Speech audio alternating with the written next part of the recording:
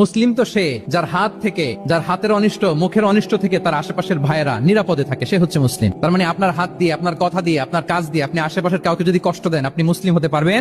আপনি আশেপাশের কাউকে কষ্ট দিতে পারবেন না। আপনার নেইবরকে যদি আপনি কষ্ট দেন, আপনি মুসলিম হতে পারবেন না। আপনি অন্যের প্রাইভেসিতে যদি ইন্টারফেয়ার করেন, কারো প্রাইভেসি যদি ভায়োলেট করেন, আপনি ভালো মুসলিম হতে পারবেন?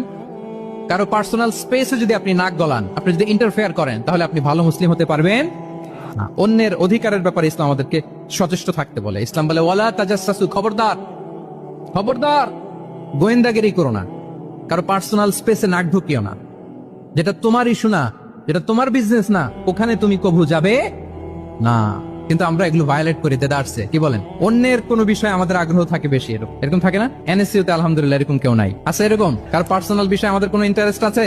আছে না নাই? হাফ হাফ হয়ে গেছে, দেখছেন? আচ্ছা, অন্যের পার্সোনাল বিষয় জানতে খুব মন চায় কার কার? দেখি হাত তুলে ফেলছে কয়েকজন। আল্লাহ হেদায়েত দেখ আমাদেরকে। আচ্ছা, অন্যের পার্সোনাল বিষয়ে নাক গলাই না, এরকম কারা কারা? দেখি। মাশাআল্লাহ মাশাআল্লাহ মাশাআল্লাহ। ঠিক আছে, হাত নামান। ঠিক আছে, এবার দুইবারের একবারও যারা হাত তোলেন নাই তারা হাত তোলেন। আপনারা কি করেন? আচ্ছা, তাহলে অন্যের পার্সোনাল ইস্যুতে আমরা আজকে থেকে নাক গলাবো, আমরা ভুল করে ফেলি। ইনশাল্লাহ আমরা এমনটা করবো না। আমরা অনেক সময় খুঁচিয়ে খুঁচিয়ে তার পার্সোনাল বিষয় জানতে চাই।